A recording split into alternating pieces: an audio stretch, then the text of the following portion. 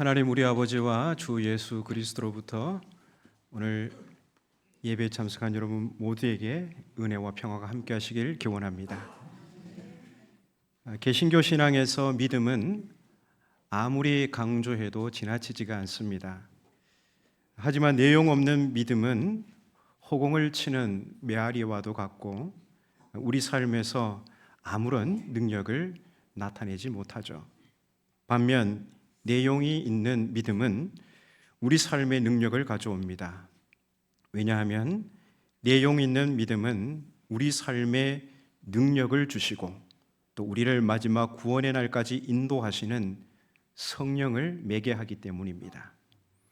그래서 믿음으로 성령을 받는다는 것은 내용 있는 믿음으로 성령을 받는다는 것입니다. 하나님은 구호로만 외치는 믿음에는 성령을 주시지 않습니다. 하나님의 말씀에 온전히 순종하는 믿음에 하나님은 성령을 부어주십니다.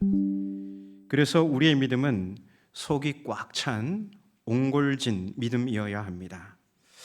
오늘은 그러한 믿음을 가진 곧 믿음의 조상이라 불리는 아브라함을 통해서 한번 믿음에 대해서 상고해 보려고 합니다. 지난 시간에는 갈라디아서 3장 10절 말씀으로 율법의 행위들에 대해 상고해 보았습니다. 바울은 이 율법의 행위들에 속한 사람이 저주 아래에 있다고 했습니다. 여기서 율법의 행위들이란 전통적인 가르침에 따르면 율법을 완벽하게 지켜서 의롭게 되고자 하는 시도입니다. 이를 가리켜 율법주의라고 하죠.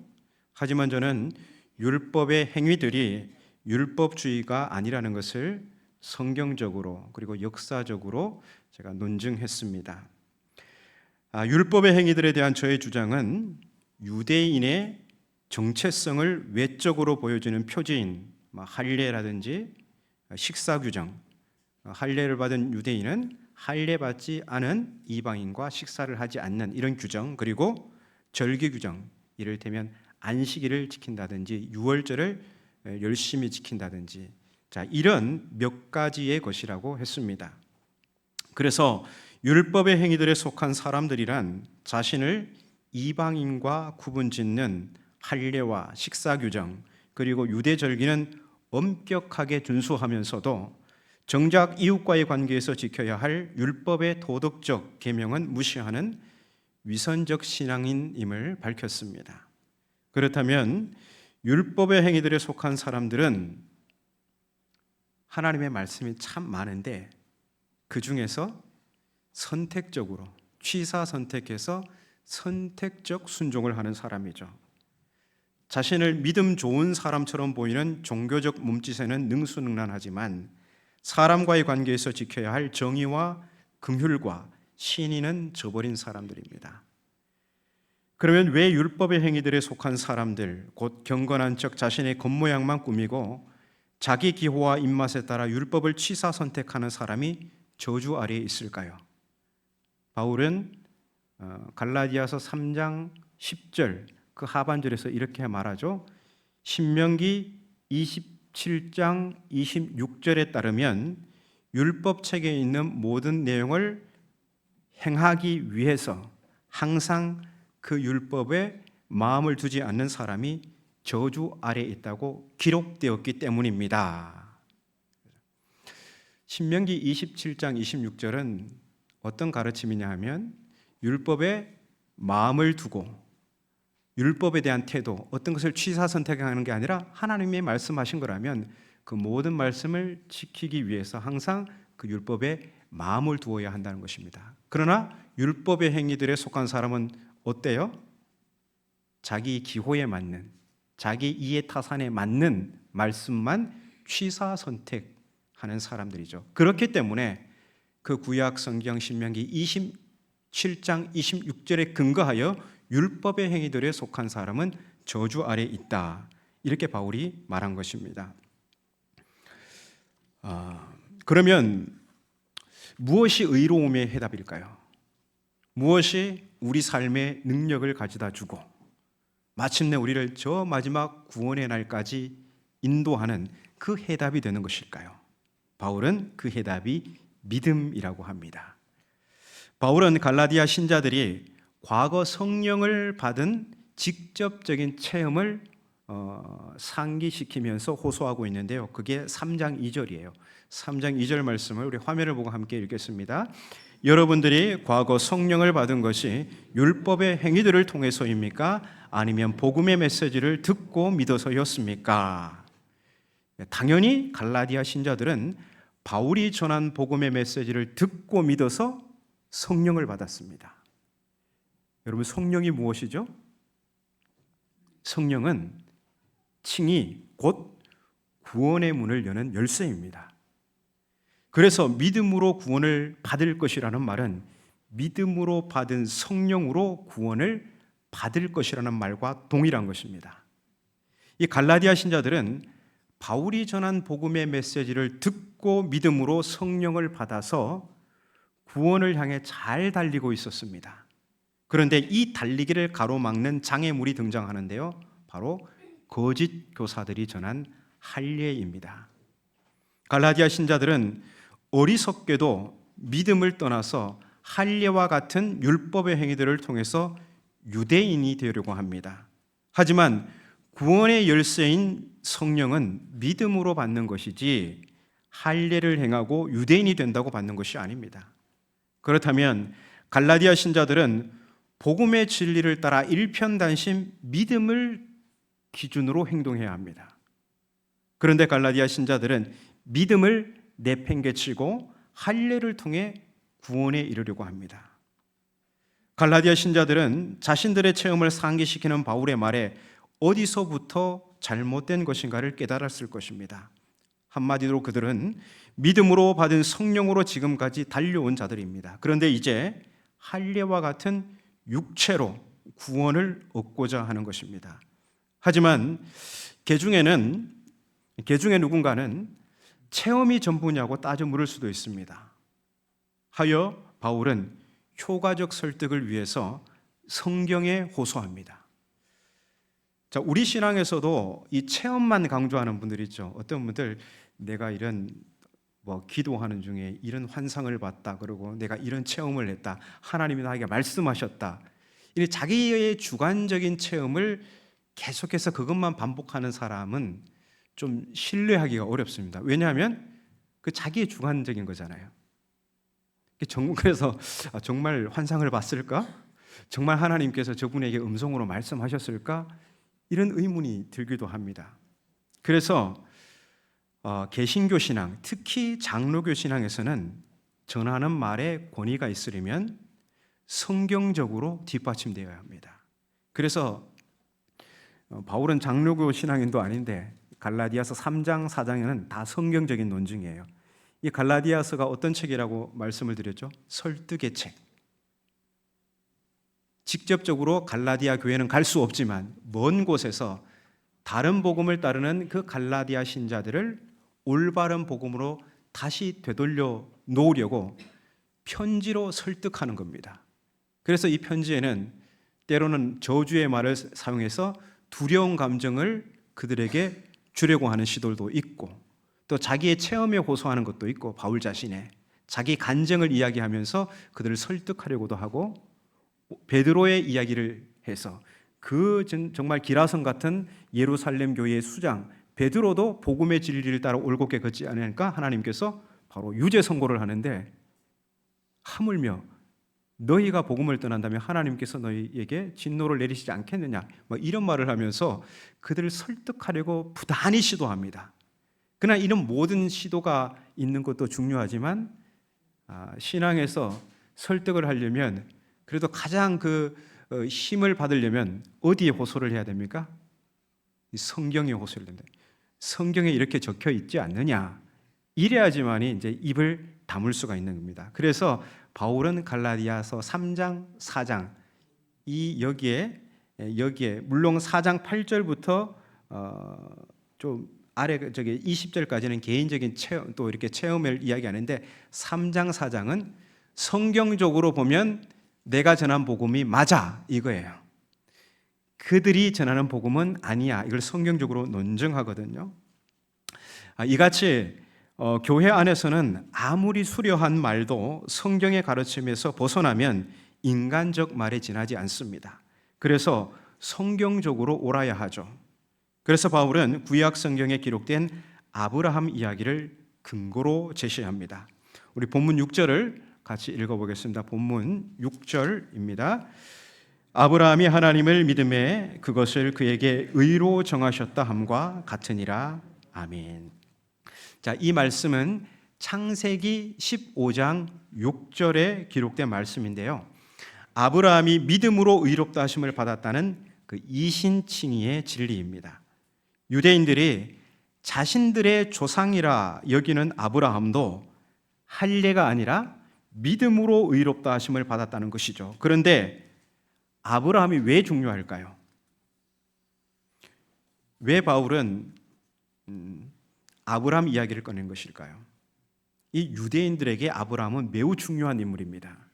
왜냐하면 하나님의 복이 그들의 조상 아브라함과 그의 후손에게 약속되었기 때문입니다.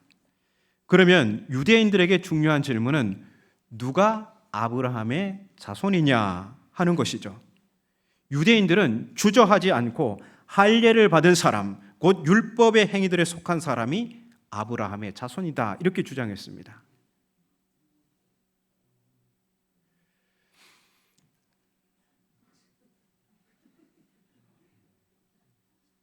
네, 상당히 큰 벌이 들어와서 우리를 위협하고 있습니다. 이런 상황을 잘 해석하면 지금 우리가 반드시 들어야 할 말씀을 듣지 못하게 마귀가 보낸 것이구나 이제 이렇게 해석할 수도 있는데요. 오늘 반드시 들어야 할 말씀인 것 같습니다.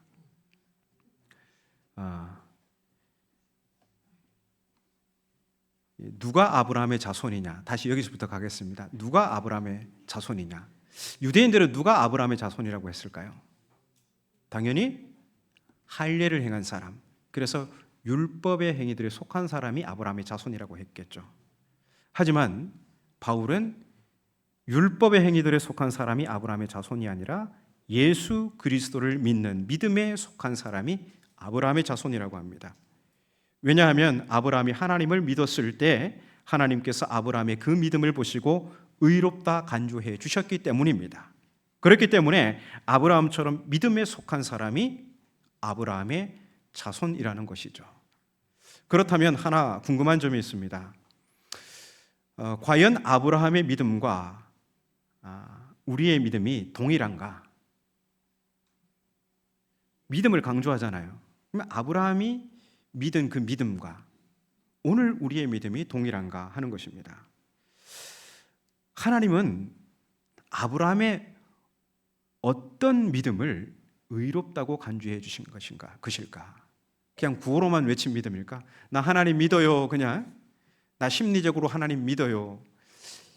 이 믿음을 하나님께서 의롭다 간주해 주신 것일까? 우리 로마서 한번 4장을 넘어가서 화면 보셔도 됩니다. 화면 로마서 4장 17절인데요. 17절 우리 함께 읽겠습니다. 기록된 바 내가 너를 많은 민족의 조상으로 세웠다 함과 같으니 그가 믿은 바 하나님은 죽은 자를 살리시며 없는 것을 있는 것으로 부르시는 이시니라. 아멘. 네. 여기서 그가 믿은 바 할 때 그는 누구예요? 아브라함입니다.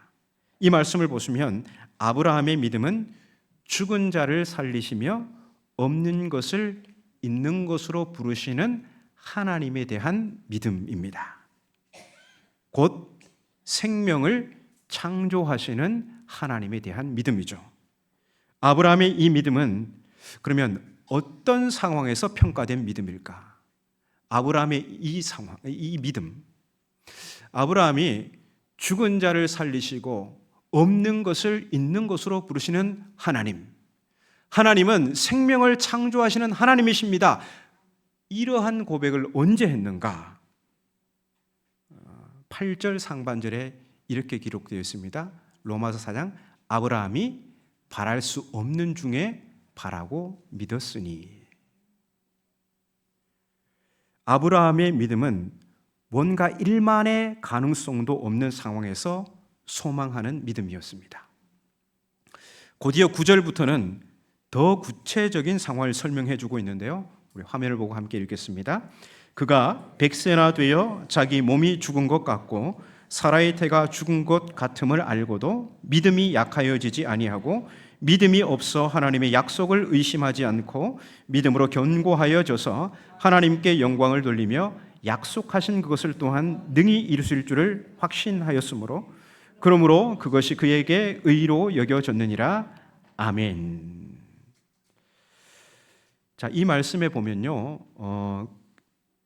그가 100세나 되어 자기 몸이 죽은 것 같고 또 사라의 태가 죽은 것 같음을 알고도, 자, 이렇게 우리가 보는 성경에 기록되어 있는데요. 원문에는 죽은 것 같고가 아니고 그냥 죽었다 이렇게 되어 있습니다. 지금 죽었는지 안 죽었는지 잘 모르는 그런 상태가 아니라 원문에는 죽었다 이렇게 표현하고 있습니다. 아브라함은 자신과 자기 아내의 생식 기능이 죽은 것을 알고도 믿음이 약해지지 않고 하나님께서 자신들의 죽은 생식 기능을 되살려서 약속하신 아들을 주실 것을 확신하였습니다. 그래서 아브라함의 믿음은 죽은 자를 살리시며 없는 것을 있는 것으로 부르시는 하나님에 대한 믿음, 곧 생명을 창조하시는 하나님에 대한 믿음입니다. 하나님은 바로 아브라함의 이 믿음을 의롭다고 간주해 주신 것입니다. 이 아브라함의 믿음에 대한 예를 하나 더 보겠습니다. 히브리서 11장 17절에서 19절 말씀인데요. 함께 읽겠습니다. 아브라함은 시험을 받을 때에 믿음으로 이삭을 드렸으니 그는 약속들을 받은 자로 돼 그 외아들을 드렸느니라. 그에게 이미 말씀하시기를 내 자손이 칭할 자는 이삭으로 말미암음이라 하셨으니 그가 하나님이 능히 이삭을 죽은 자 가운데서 다시 살리실 줄로 생각한지라. 비유컨대 그를 죽은 자 가운데서 도로 받은 것이니라. 아멘. 창세기 22장에서 하나님은 아브라함의 믿음을 시험하십니다. 하나님께서는 아브라함이 100세에 얻은 아들 이삭을 모리아산에서 번제로 바치라고 하시죠. 그런데 이삭은 약속의 자녀입니다. 저기 보면 그는 약속들을 받은 자로되 그렇게 되잖아요. 이삭은 약속을 받은 자녀예요. 그런데 그 약속의 자녀가 죽는다는 것은 하나님의 약속이 어떻게 된다는 거예요? 약속이 원천무효가 되는 것입니다. 그러면 아브라함 입장에서 하나님 약속의 자녀 아닙니까? 이 아들을 번제로 바치려고 한다면 하나님의 약속은 어떻게 되는 겁니까? 따져 물어야 되잖아요. 여기 보니까 저를 포함해서 다 따져 물을 것 같은데요? 그렇지 않습니까? 아니 분명히 약속의 자녀라고 네 100세에 주셨는데 왜 이 아들을 번제로 바치라고 하십니까? 그러면 이제 하나님과 저와의 그 언약은 약속으로 맺은 그 언약은 끝난 것입니까? 이렇게 따져 물어야 되는데 아브라함은 하나님께서 능히 이삭을 죽은 자 가운데서 다시 살릴 것을 믿고 지체 없이 순종했다는 것입니다. 히브리서 기자는 아브라함의 이 믿음을 비유적으로 표현하는데요. 마지막에 보니까 비유컨대 그를 죽은 자 가운데서 도로 받은 것이니라. 아브라함이 하나님의 시험에 순종했다는 것은 아브라함이 이미 심리적으로 이삭을 어떻게 했어요? 도살한 셈입니다. 그래서 히브리서 기자는 아브라함이 이삭을 죽은 자 가운데서 도로 받았다고 표현합니다. 그렇다면 여기서 볼 수 있는 아브라함의 믿음은 어떤 믿음입니까? 동일하죠. 죽은 자를 살리시고 없는 것을 있는 것으로 부르시는 바로 부활의 하나님에 대한 믿음, 생명을 창조하시는 하나님에 대한 믿음입니다. 자, 이제 아브라함의 믿음을 우리가 살펴보았고 오늘 우리의 믿음과 아브라함의 믿음이 과연 연관성이 있는가, 동일한가 한번 그걸 보겠습니다. 로마서 4장 23절 24절 말씀인데요. 함께 읽겠습니다. 시작. 그에게 의로 여겨졌다 기록된 것은 아브라함만 위한 것이 아니요 의로 여기심을 받을 우리도 위함이니 곧 예수 우리 주를 죽은 자 가운데서 살리신 이를 믿는 자니라. 아멘. 예. 자, 바울은 의롭다 간주되는 믿음은 아브라함과 같이 생명을 창조하시는 하나님에 대한 믿음이라고 합니다. 물론 이 믿음은 아브라함만을 위한 것이 아니라고 하죠. 의롭다 간주되는 믿음은 오늘 우리를 위한 것이기도 합니다. 그렇다면 의롭다 간주되는 오늘 우리의 믿음이 무엇입니까? 예수 우리 주를 죽은 자 가운데서 살리신 하나님에 대한 믿음, 곧 생명을 창조하시는 부활의 하나님에 대한 믿음입니다. 그렇다면 아브라함과 우리의 믿음은 동일한 유전자를 가지고 있습니다. 그것은 죽은 자를 살리시는 생명 창조의 하나님, 곧 부활의 하나님에 대한 믿음입니다. 이 아브라함의 믿음과 우리의 믿음을 국립과학연구소에 의뢰하였더니 동일한 유전자로 판명되었습니다. 어떤 믿음이죠? 그것은 의롭다 간주될 믿음인데 곧 생명을 창조하시는 부활의 하나님에 대한 믿음이라는 것입니다. 여러분, 부활의 믿음을 가진 사람은요, 율법의 행위들에 속한 자들처럼 겉모양만 그럴싸하게 보이는 위선적 신앙인이 아닙니다. 자기 기호에 맞는 말씀에는 순종하고 자기 이해 타산과 상충되면 무시하는 그런 선택적 순종의 사람이 될 수 없죠. 왜냐하면 이 부활의 신앙을 가진 사람이 바로 하나님의 능력을 덧입기 때문입니다. 부활의 믿음을 가진 사람. 성령을 무엇으로 받는다고 했죠? 믿음으로 받는다고 했어요. 그러면 믿음으로 성령을 받는데 그 믿음이 무엇이죠? 허공에 메아리 치는 믿음입니까? 구호로 외치는 믿음입니까? 내용 있는 믿음이어야 되죠. 꽉 찬 믿음이어야 되죠. 그 믿음이 무엇이라고요? 부활의 믿음, 생명을 창조하시는 하나님에 대한 믿음입니다. 바로 그 믿음 위에 하나님께서는 성령을 부어주십니다. 그럼 이 성령을 받으면 사람이 어떻게 되냐면요, 하나님이 미워하시는 것을 미워하게 돼요. 하나님이 좋아하시는 것에 내가 마음을 같이 하게 돼요. 그래서 하나님과 공감하게 됩니다. 하나님에 대한 공감력이 극도로 상승하게 됩니다. 그래서 믿음이라는 것은 뭐냐면요, 공감력이에요. 아브라함이 하나님을 믿으니 그게 어떤 맥락 속에서 나왔죠? 이 아브라함이 자식이 없어서 의기소침해 있었잖아요. 근데 그 밤에 하나님께서 아브라함을 찾아와서 그에게 찾아오셨는데 아브라함이 뭐라고 그럽니까? 하나님, 우리 집에 내 종이 있습니다. 저 다메섹 이방 사람 그 종이 있는데 이 사람을 제가 상속자로 딱 정했습니다. 그러니까 하나님께서 뭐라고 하시죠? 그가 상속자가 아니라 네 몸에서 날 씨가 네 상속자가 될 것이다. 그때 아브라함이 하나님의 이 말씀에 공감했다고 하는 거예요. 그게 믿음이에요. 하나님이 하시려고 하는 그 일에 마음을 같이 하는 것, 그게 공감입니다. 하나님은 생명을 창조하시는 분이야. 이 믿음 위에 하나님께서는 성령을 부어주시고 이 성령 받은 사람은 하나님의 말씀을 취사 선택하는 사람이 아니라 하나님이 하신 모든 말씀을 같이 공감하며 그 말씀을 지키고 살기 위해서 애쓰는 사람이라는 것입니다.